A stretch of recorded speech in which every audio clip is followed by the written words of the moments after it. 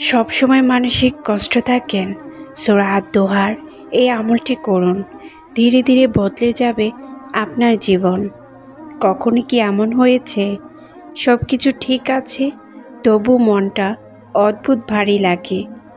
কোনো কারণ ছাড়াই দুশ্চিন্তা আসে, ভবিষ্যৎ নিয়ে ভয় কাজ করে, মনে হয় জীবনটা যেন কোথাও আটকে গেছে।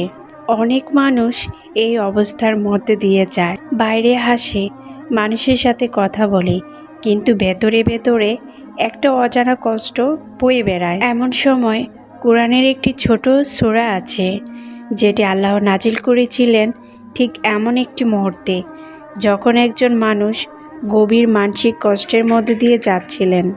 সেই মানুষটি হলো আমাদের প্রিয় নবী হযরত মুহাম্মদ সাল্লাল্লাহু আলাইহি ওয়াসাল্লাম। কেন নাজিল হয়েছিল সূরা আদ-দোহা?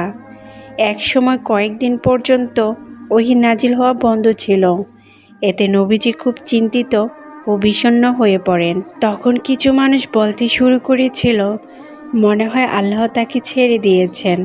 এই কঠিন মুহূর্তে আল্লাহ নাজিল করেন একটি সান্ত্বনার সূরা, সূরা আদ-দোহা।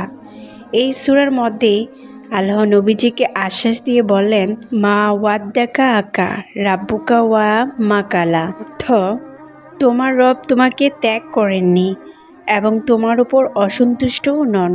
ভাবুন, একবার এই হাত শুধু নবীজির জন্য নয়, বরং প্রত্যেক সে মানুষের জন্য যে কখনো মনে করে আল্লাহ হয়তো আমাকে ভুলে গেছেন। সূরা আদ-দোহার একটি সহজ আমল মানসিক কষ্ট দূরের জন্য। অনেক আলেম বলেন, যদি কেউ মানসিক কষ্ট, হতাশা বা অস্থিরতার মধ্যে থাকে, তাহলে নিয়মিত সূরা আদ-দোহা পড়া হৃদয়ে প্রশান্তি এনে দেয়। আমলটি করার নিয়ম: ওযু করে নিন, শান্ত কোনো জায়গায় বসুন। প্রথমে 3 থেকে 11 বার দুরূদ শরীফ পড়ুন। তারপর সূরা আদ-দোহা 11 বার বা 21 বার তিলাওয়াত করুন। শেষে আবার 3 থেকে 11 বার দুরূদ পড়ুন। তারপর আল্লাহর কাছে মন খুলে দোয়া করুন। কখন করবেন? ফজরের পর, মাগরিব বা এশার পর, অথবা রাতের শেষ সময়, তাহাজ্জুদের সময়। কতদিন করবেন? 7 দিন, 11 দিন বা 21 দিন। নিয়মিত করলে অনেকেই হৃদয়ের ভেতর পরিবর্তন অনুভব করেন। সূরা আদ-দোহা আমাদের কি শেখায়? এই সূরাটি শুধু একটি আমল নয়, বরং একটি বড় শিক্ষা। এখানে আল্লাহ আমাদের 3টি বড় বিষয় মনে করিয়ে দেন। 1. কঠিন সময় চিরস্থায়ী নয়, নিশ্চয়ই পরের সময় আগের সময়ের চেয়ে উত্তম হবে। 2. আল্লাহ কখনো তার বান্দাকে ছেড়ে দেন না, যদিও আমরা কখনো কখনো তা অনুভব করতে পারি না। 3. কষ্টের পরেই আসে স্বস্তি। যখন মন খুব ভেঙে যায়, যখন মনে হবে আপনার দোয়া কেউ শুনছেন না, তখন একটু থামুন, ওযু করুন, 2 রাকাত নামাজ পড়ুন, তারপর সূরা আদ-দোহা তিলাওয়াত করুন।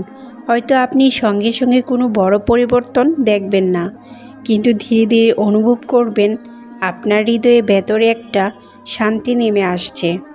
শেষ কথা হলো, অনেক সময় জীবনের সবচেয়ে বড় অলৌকিক ঘটনা হয় হৃদয়ের পরিবর্তন। যখন আল্লাহ আমাদের ভেতরে অস্থিরতাকে শান্তিতে বদলে দেন, সেটাই আসলে সবচেয়ে বড় নিয়ামত। তাই যদি আপনি আজ মানসিক কষ্টে থাকেন, তাহলে সূরা আদ-দোহা পড়ে আল্লাহকে ডাকুন। হয়তো নিঃশব্দে আল্লাহ আপনার জীবনের পথ সহজ করে দিতে শুরু করবেন। ধন্যবাদ সবাইকে।